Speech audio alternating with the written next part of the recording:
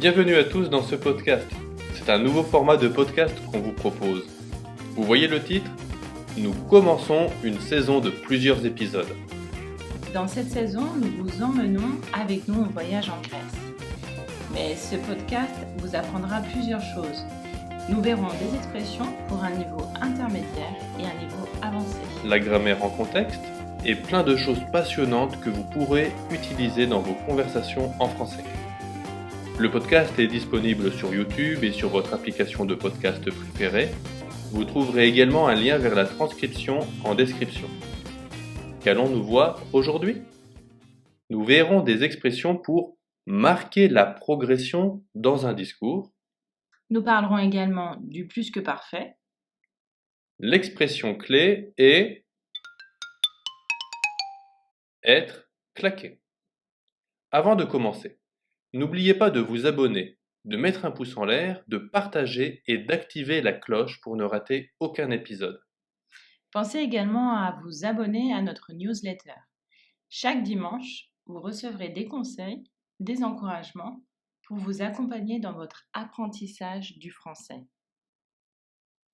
Comme beaucoup d'entre vous le savent, nous habitons depuis un certain temps à Athènes.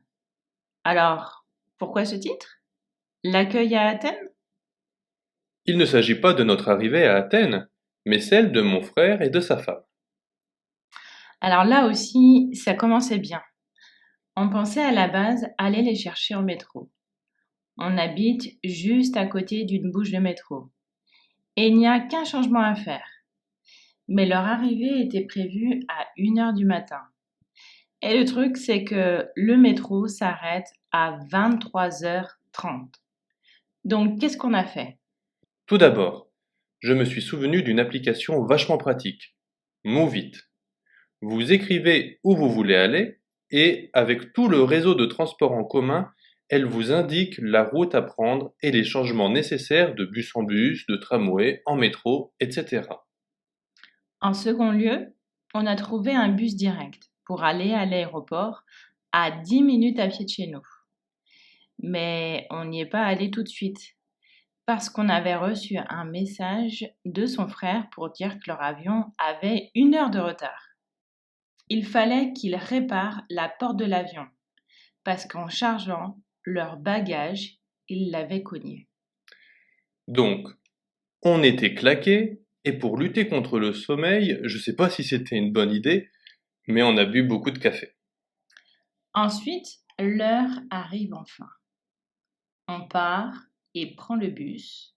On arrive à l'aéroport à 2h du matin. On fait bien attention où le bus nous arrête pour le reprendre. Mais là, on fait une erreur. On retrouve mon beau-frère et ma belle-sœur et eux aussi étaient claqués. Donc on les récupère et on est vite retourné là où le bus nous avait déposés. L'application Moovit nous disait qu'il ne restait que 5 minutes avant qu'ils ne repartent. On y arrive, mais là, pas de bus. Bizarre. On le voit enfin, il arrive avec 10 minutes de retard.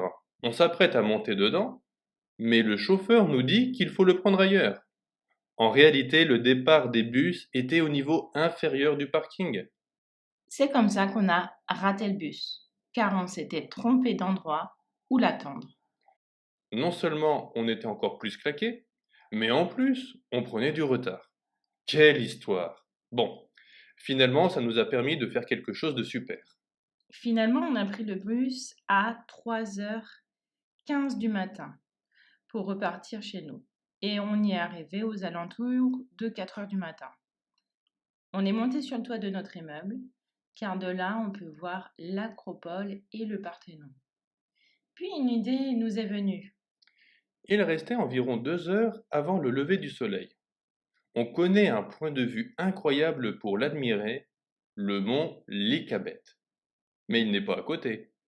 On leur en a parlé et ils étaient partants.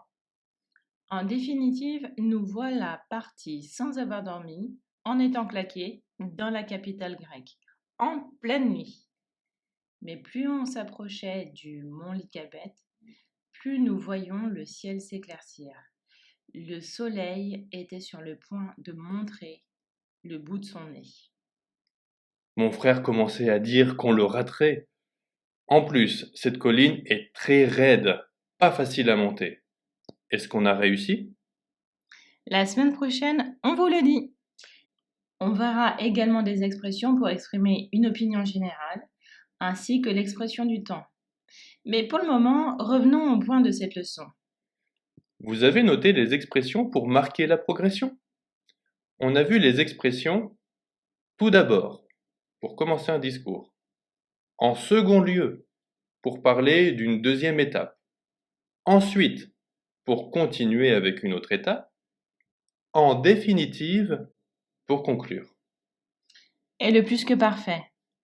C'est utilisé pour parler de deux actions dans le passé et donner un sens chronologique à celle-ci. On le conjugue avec le verbe à l'imparfait suivi du participe passé. On a vu les phrases suivantes. On n'y est pas allé tout de suite parce qu'on avait reçu un message. Le premier verbe est au passé composé et on comprend pourquoi. On n'y est pas allé immédiatement. C'est parce qu'avant, on avait reçu un message.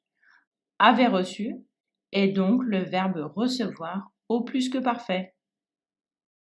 Il fallait qu'il répare la porte de l'avion. Ils l'avaient cognée. Ils ont d'abord cogné la porte, puis ils l'ont réparée. On a raté le bus, car on s'était trompé d'endroit où l'attendre. On a raté le bus parce qu'avant, on s'était trompé.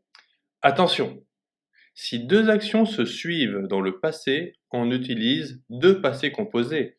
Par exemple, je suis arrivé chez moi et je me suis effondré dans le canapé.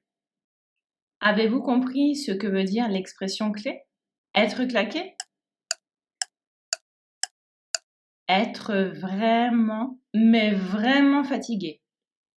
Quelques petites questions de compréhension.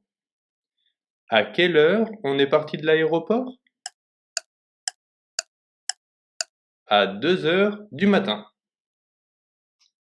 Combien de changements de métro doit-on faire de chez nous à l'aéroport? Un seul. On est parti au mont Lycabette. Pour voir quoi? Le lever de soleil. Est-ce que vous avez aimé ce podcast? Dans ce cas, mettez votre plus beau pouce en l'air. Partagez-le et abonnez-vous. N'oubliez pas que vous pouvez trouver le lien vers la transcription dans la description. On vous rappelle qu'on vous propose également de vous abonner gratuitement à la newsletter. Chaque dimanche, vous recevez un email en français pour vous motiver, apprendre des trucs intéressants et des conseils pour progresser en français. Merci de nous avoir suivis jusqu'au bout. À bientôt.